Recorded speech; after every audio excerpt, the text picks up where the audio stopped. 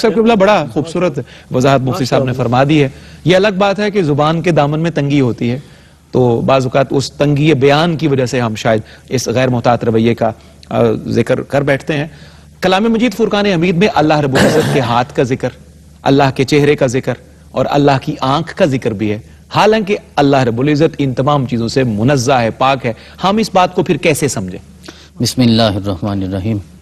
صفدر بھائی، آج کا جو موضوع ہے یہ جوش کی بجائے ہوش کا تقاضا کرتا ہے، بڑی بات ہے، اور جذبات کی بجائے ہمیں مفتی صاحب کے نقش قدم پہ ہی آگے بڑھنا ہے. تو جس جملے پہ انہوں نے اپنی بات کو ختم کیا اسی تسلسل میں یہ عرض کرنا چاہوں گا. اور آپ نے خود فرما دیا کہ اللہ کریم جسم اور اعضاء سے منزہ ہے، صحیح، پاک ہے، اس کی تقدیس بھی اسی میں ہے، اس کی تنزیہ بھی اسی میں ہے.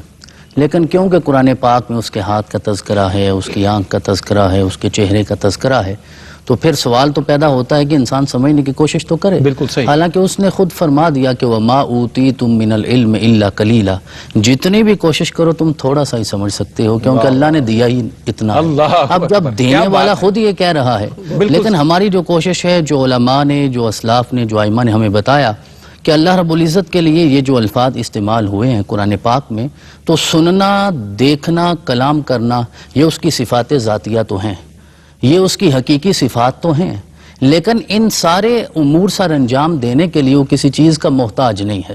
یعنی دیکھنے کے لیے آنکھ کا محتاج نہیں ہے، سننے کے لیے کان کا محتاج نہیں ہے، تکلم کے لیے زبان کا محتاج نہیں ہے.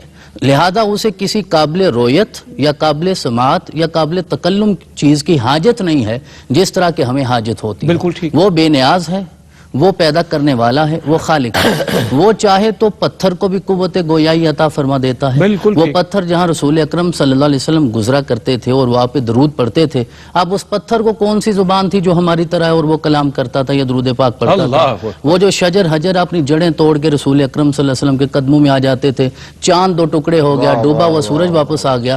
تو یہ سارے اس کے اختیار ہیں، وہ کسی چیز کا محتاج نہیں ہو، جسے چاہے بولنے کی طاقت عطا فرما سکتا ہے. تو جب وہ جسے چاہے عطا فرما سکتا ہے تو خود کیوں نہیں کلام کر سکتا؟ تو لہذا یہ چیزیں قرآن عزیز میں بیان تو ہوئی ہیں، تو اس کی آنکھ ہو، اس کا چہرہ ہو، اس کے ہاتھ ہو، ان کا ذکر قرآن میں کیسے ملتا ہے کہ ید اللہ فوق ایدیہم. یہ صلح حدیبیہ کا موقع ہے، اس میں سارے مفسرین نے یہ صراحت کی ہے کہ یہاں ید اللہ سے مراد رسول اکرم صلی اللہ علیہ وسلم کا ہاتھ مبارک ہے. یہ وضاحت ہمارے سامنے آ گئی. تبارک الذی بیدہ الملک وہو علی کل شیء قدیر قل اللہم مالک الملک تؤتی الملک من تشاء وتنزع الملک ممن تشاء وتعز من تشاء وتذل من تشاء بیدک الخیر انک علی کل شیء قدیر. اب ان دونوں مقامات پہ جہاں بھی اللہ نے اپنے ہاتھ کی طرف اشارہ فرمایا تو آپ نے جس وصف اور صفت مبارکہ پہ اختتام فرمایا ہے وہ ہے علی کل شیء قدیر. اس لیے سارے مفسرین نے لکھا جہاں ہاتھ کا تذکرہ ہوگا اس سے مراد اللہ کی قدرت ہوگی، اس کی طاقت ہوگی. تو یہ تعبیرات ہیں ہمارے سمجھنے کے لیے، کیونکہ ہمارا علم محدود ہے. حالانکہ قرآن پاک میں تو اللہ کے نفس کا بھی تذکرہ آیا ہے. جہاں حکایت ہے حضرت عیسیٰ بن مریم کی، تو حضرت عیسیٰ عرض کرتے ہیں اللہ کی بارگاہ میں کہ تعلم ما فی نفسی ولا اعلم ما فی نفسک. تو تو جانتا ہے میرے نفس میں کیا، میں نہیں جانتا تیرے نفس میں کیا ہے. تو وہ نفس کا تذکرہ ہو، آنکھ کا تذکرہ ہو. وہ حضرت موسیٰ علیہ السلام کی والدہ کو فرمایا کہ انہیں تابوت میں بند کر کے دریا کے سپرد کر دو. وَأَلْقَيْتُ عَلَيْكَ مَحَبَّةً مِّنِّي وَلِتُصْنَعَ عَلَىٰ عَيْنِي، کہ یہ میری آنکھوں کے سامنے رہے گا. تو یہاں اللہ نے اپنی آنکھ کا ذکر کیا، میں اپنی محبت اسے عطا فرماؤں گا. وَيُطْعِمُونَ الطَّعَامَ عَلَىٰ حُبِّهِ مِسْكِينًا وَيَتِيمًا وَأَسِيرًا إِنَّمَا نُطْعِمُكُمْ لِوَجْهِ اللَّهِ لا نريد منکم جزاء ولا شکورا. تو سارے اہل سنت کے ائمہ کا، خاص طور پہ ائمہ اربعہ کا اس بات پہ اتفاق ہے کہ یہ صفات ثابت تو ہیں کیونکہ ان کی صراحت قرآن پاک میں آئی. لیکن یہ کیسے ہے؟ کما یلیق بشانہ، جس طرح اس کی شان ہے اس کے لائق ہے.